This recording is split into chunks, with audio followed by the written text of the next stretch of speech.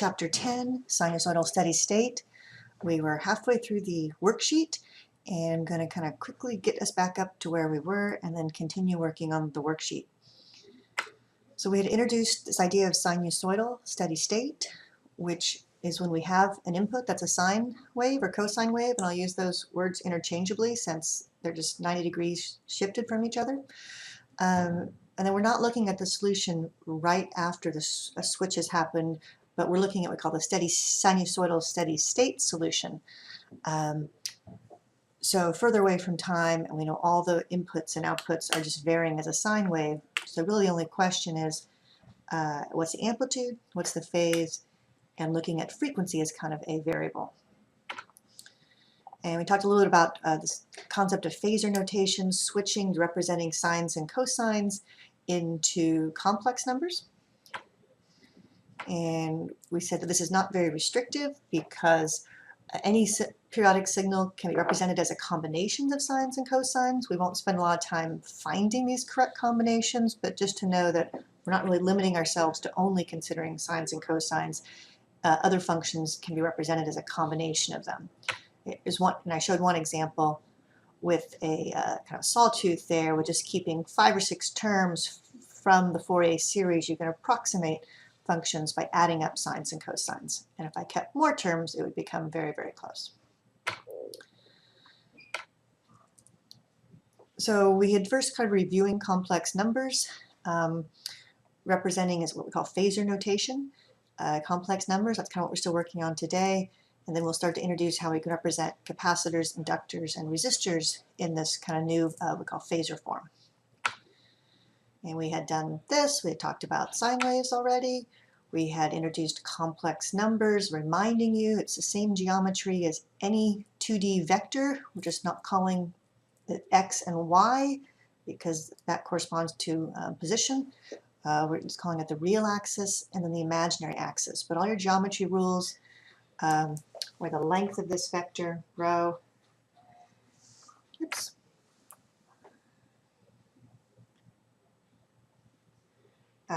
it's just the length of the triangle, right? So the side squared, Pythagorean's theorem, and this angle then is the tangent of since the y over the x, but we're not using y, we're calling the imaginary part over the real part. And then again, I could write the sides, A, as the length, rho, times the angle, cosine of the angle, and the y component, or the imaginary axis, would be rho times the sine of the angle. And we did a little bit introducing, just doing that and practicing with some numbers. We had talked about addition and how it's easiest to add in what we call rectangular form and easiest to multiply in polar or exponential form. So we did an example of converting something that's in what we call polar form, magnitude 5, angle 20. Convert that out, you know, the x part is 5 cosine angle, the y part 5 sine of the angle, and then doing the same thing for the second one, 3 angle 10, 3 sine 10, and then just keeping the real parts and the imaginary parts separate and adding those up. And remembering when multiplying complex numbers that if it's just the product, it's the product of the magnitudes. This is the same math as when you multiply vectors, and the angles add. And when you use this, we call exponential form, which is just the magnitude and then e to the I theta or phi, it's more obvious that multiplying will just be adding angles. Use your exponent rules. And dividing then is really just subtracting angles and dividing magnitudes. And so when you're multiplying and dividing complex numbers, it is easiest in polar or equivalently exponential form. And we had done that for a few numbers. I've given you this example. So just kind of quickly review this again. 5 angle 20, 3 angle 10. You just multiply the magnitudes and add the angles. If you have them in mixed form, you're going to want to convert one. So 3 plus 4j, we'd already did that in the previous page, converts to 5 angle 36.9 degrees. And then again, you multiply the magnitudes and add the angles. So it's exactly the same as vector addition. And again, an example with dividing, which we did. And then we went to the worksheet, and okay, we did this example in class. I'm not going to repeat that. And on the worksheet, we had gotten through this point where we had this was given just a complex number kind of review in rectangular versus polar, and we're representing them in the different configurations. So if this is given in polar, converting to rectangular against magnitude cosine of the angle for the real part, magnitude sine of the angle for the imaginary part, and then just writing that out. I didn't have the decimal form, so after just 1 over square root of 2. Same thing for the second one, 10 angle 150. And then the exponential form, it's a little improper, and people would get probably upset seeing these degree symbols up in the exponent there. It technically should probably be in radians, but as long as you know you have it in degrees, just watch out. Your calculator definitely requires it in radians. So I converted the first 2 to radians, and then I got kind of tired of doing that, and I just showed in degrees, because if you're manipulating them, you're just adding and subtracting angles. And as long as you indicate the unit here, this being degrees, not radians, can live with that. But watch out in the calculators, most of them require this input. If you input it in this form, or if you use MATLAB and input it in this form, this angle must be in radians. Also, another caution, take a look at this one. Okay, tangent inverse. If I plot out where this is, -2, -5, it's somewhere down here in the third quadrant. When you perform a tangent inverse function, obviously -5 over -2 is 2.5, which is the same positive, or the negatives cancel. So your inverse tangent function doesn't know if you're in this quadrant, quadrant 1, or quadrant 3. So you have to use your brain a little bit, realizing that the negative, the real part is negative, so I'm over in quadrant 3. And so you add 180 degrees. So both of these, this one is at -3 plus 4, so I'd expect it to be -3 plus 4, somewhere over here in quadrant 2. And yes, I express this in degrees because it's a little easier to picture degrees than radians, but maybe you're better at picturing radians. So converting between rectangular, polar, and exponential. Okay, so we'd kind of gotten that far. We did those in class, and then I think I skipped the bottom here. I just had some more manipulations. So these are the same numbers as above, so we can kind of use the results of 5 angle 45. We already have that both in rectangular. And so we'll just do a couple of those quickly.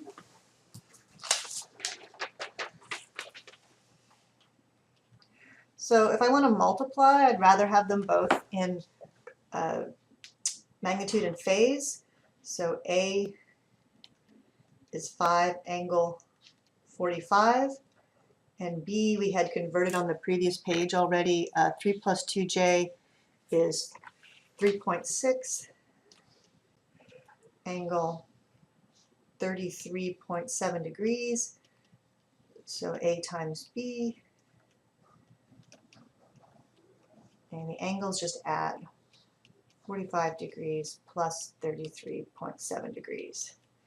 So I got about 18.05. If I kept a few more digits on that 3.6. Always keep everything in your calculator, especially when adding and subtracting angles. If you think about dividing by a very small angle, you're going to get a big number.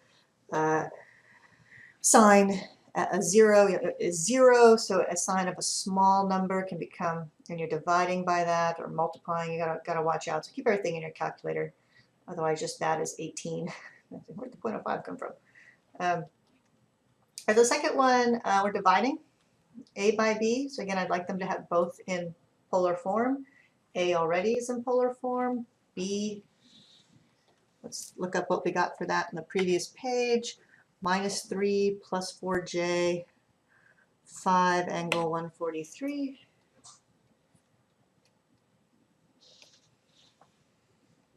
So A divided by B is take the magnitudes, 10 divided by 5, and the angles, just subtract.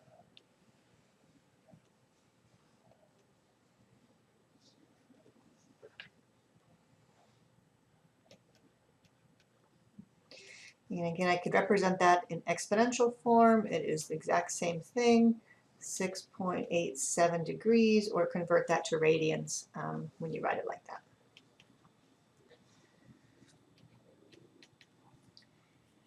The third one I'm adding, so I prefer to have them both in rectangular, so I keep the real parts and imaginary parts separate. So in this one I need to convert out B, not A. 5 angle 45, we had that up above. So B.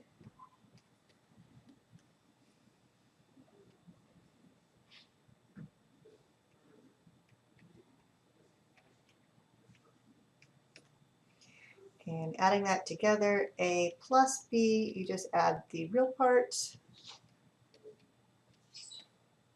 And you add the imaginary parts. Now right now everything is numbers, but we're following the process because if this is an R or a variable, you need to be able to go through the process. It's not just number crunching.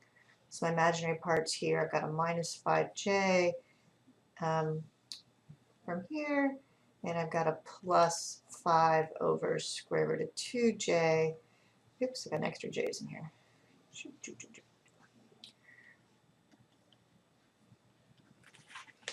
So double check when you crunch that out. You should get that. Which then I could switch back into polar form. So you'd be able to switch back and forth between rectangular and polar. Again, right now everything is numbers, but following the process of conversion so that we have symbols in there, we can solve that out. So the first part was just kind of manipulating complex numbers around, making sure we could do that. And this idea of phasor notation is that working with derivatives of cosines and adding sines and cosines together in general when they have some arbitrary phase, it's exactly the same math as adding the vectors in complex numbers, having a real and imaginary part, or a magnitude and a phase. Now mathematically, there's not an equal sign here because we're representing, it's called a transformation, representing this real time-varying function in our phasor domain, or it's called the frequency domain, complex domain. To convert back out then, I have this we use this kind of bold V indicating it's a complex number. It has two parts to it. And then I can take the real part of it and get back out to my just real function. So we're using complex numbers, but all my voltages and currents and everything are real. We're talking about the magnitude of it and the phase of it. And we reference everything to the cosine. So that 5 cosine of omega t, and again, not using equal sign here, but what that looks like over in phasor is just 5 angle 0, purely real. So this is a representation in phasor of this time-varying function. So 10, angle of 20, and we're referencing everything to the cosine. So 10 angle 20, and if that was my source or my voltage, that's how I would represent it. Now again, I guess we're referencing everything to the cosine. So sine, I need to convert over to a cosine. And I did this yesterday in general. And just remembering that the cosine is basically shifted 90 degrees down. I call it down, but negative from the sine. So it's really kind of the same function. It's just shifted over. And so we have a sine, we need to convert that over to cosine when we're adding things together, because then when we come back out, we're referencing everything to a cosine. Sine and cosine are no different, they are just shifted by 90 degrees. Also remember that cosine of theta, and I wrote this on the first page, cosine of theta is equal to cosine of negative theta. So that's just a handy thing to remember. So here I have like adding a sine and a cosine and complex. The first one is just 3 angle 0. And the second one we just did up above. No, didn't quite do it up above. This would be 4 angle minus 90. Is that right? Just the angle. And so adding those two together then in time, we should get the exact same thing as if I add it in phasor and convert back out. And so adding, this is angle, keep in mind where these angles are. So angle 0 is all on the real axis. And angle minus 90 Well, this is the j-axis, so this is minus j. So this is 3 minus 4j. So I kind of converted out 3 angle 0 is 3, and 4 minus 90 is minus 4j. These are easy numbers, but again, if I'm adding them, I would just convert to rectangular and then add them together. So note that we lose kind of where the frequency is in my phasor notation. I just have angles and magnitudes. The reason this works and is okay is because the frequency does not change when you pass through a linear system. We can add, subtract, multiply signals together, and they are all at the same frequency. So the frequency is in here. We don't keep track of it here, but when we convert back out, it pops back in for versus time. The frequency does not change. Now we're going to see our components act a little differently or have different values at different frequencies, but we will calculate those values or make them a function of frequency. So that was the worksheet part, just converting those. So we're using complex numbers represent sines and cosines. We will add, subtract, multiply in the frequency domain, and then switch back. So switching back, again, mathematically we're performing this function, but if I have it, this is my answer, if v, I'm trying to kind of show this bold, so it's a complex number, has a magnitude of 6 and an angle of 56, converting back out the time, that just means that my answer is this. Always reference to the cosine, that's why we had to shift those signs over.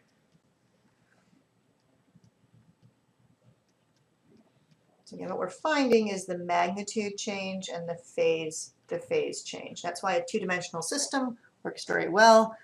Again, it's not position, it's just magnitude and phase. So that's just representing our signals in this kind of we call phasor domain or frequency domain and being able to convert back and forth. We will start in time domain, convert over to frequency domain, and then convert back to solving the problem in frequency. So the question is, what about our components then? Resistors, inductors, and capacitors, what happens with them? So resistors are just constants. Ohm's law still applies, V equals IR. I'm trying to show these as bold, indicating that in general, V and I could be complex quantities, magnitude and phase, meaning they're a cosine, but R is just a multiplier. So nothing changes really there. R is just a ratio between voltage and current. For inductors, voltage is the derivative of the current times the inductance. And so if, in general, my current has a magnitude and has a phase and goes as a cosine, I can rewrite anything as a cosine, particular frequency. So taking the derivative just brings out a j, right? Rewriting this, and here it kind of helps to have different representations. Writing this in exponential form, because the derivative of the exponential brings down the coefficient in front. So it just brings down a j and an omega with respect to time, the derivative with respect to time. Okay. So this is kind of like we had before when we had S. In fact, j omega is a subset of S. I'm not going to say a lot about that, but S is the Laplace, and S in general you can have real and imaginary. S equals, real and imaginary. Basically, we're kind of only considering now S where the only imaginary, purely cosines and sines. So it's a subset of that. But we keep omega out because we want to see it. We want to look at things as being frequency dependent. So in phasor representation, I have voltage, then taking this derivative in time of a cosine, that would bring down a sine. A sine is just 90 degrees out of phase, and that's represented by this j, right? I could also write this as omega times L, angle 90 degrees, right? Just converting that j into its polar form times I then. So just like taking derivative of cosine, cosine becomes sine, sine is just shifted by 90 degrees from cosine. This kind of represents that. But note that the magnitude is also frequency dependent. So here's where the frequency appears. It kind of didn't appear before. But our components then are really frequency dependent. So compared to plain old resistors, which are constant for all frequencies, Inductors are really can be thought of as a frequency-dependent resistor. Its magnitude gets bigger with frequency, and then it has a phase shift of 90 degrees. So the voltage is always 90 degrees out of phase with the current. Right, this is just going to be a real number, omega times L, and the phase shift. And because this is a complex quantity, it has a magnitude, and we start adding these things together. I didn't introduce this word impedance. You're talking about resistance. Impedance is just a complex resistance. So impedance, we use this term Z. And so I'll have here down like, so Z is the impedance. So it could be real, it could be complex, just representing it has maybe real and imaginary parts. And the impedance of an inductor then is J omega L. Now I'll show on the next page, we're going to kind of up our Ohm's law. Instead of just V equals IR, we'll be able to say V equals IZ, and we'll have impedances for both my resistor, my capacitor, and my inductor. So one thing that's left out now is the capacitor, and in time, you know that the voltage and current are related like this for a capacitor. And again, if we're only considering cosines inputs at some magnitude and some phase, then taking the derivative or integral would be dividing by integral of e to the j omega t brings down a 1 over j omega. And then the c is just there as a constant, 1 over c. So again, comparing to Ohm's law, V equals IR, we're going to a more general V equals IZ. The impedance of a capacitor, 1 over j omega c. So again, it's a function of frequency, and if I want to rewrite and put the j on the top, okay, or if I want to rewrite that as 1 angle minus 90, that'll also be obvious from here. This is 1 angle 90. Can't read that, omega times c, so bringing that up. So just a magnitude, 1 over omega c, and it's shifted by minus 90 degrees. So for our kind of general expression for a capacitor, Z for capacitor, its magnitude is 1 over omega, and it shifts by, you can write this as, you know, minus j, or, oops, what happened to my pen?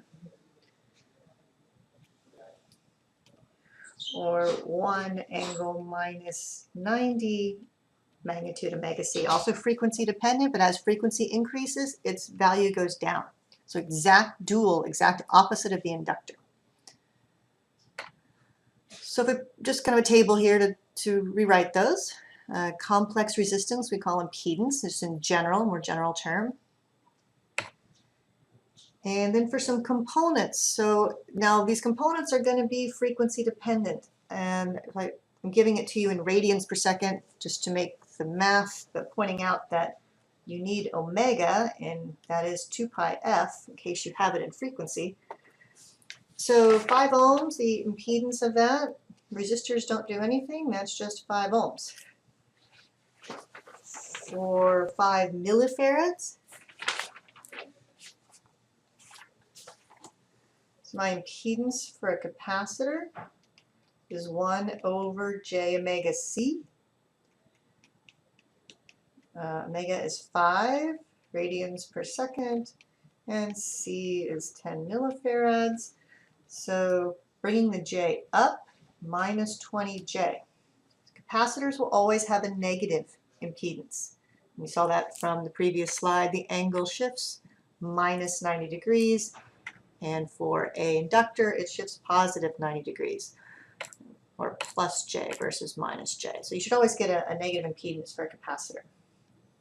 C for an inductor is j omega L, and j times 5 times 10 millihenries, 0.05 j. So again, you can see how the frequency gets bigger, this value will get bigger. Right?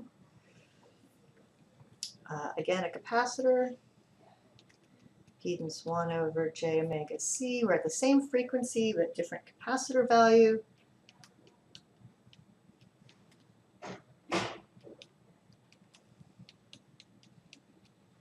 always negative for a pure capacitor.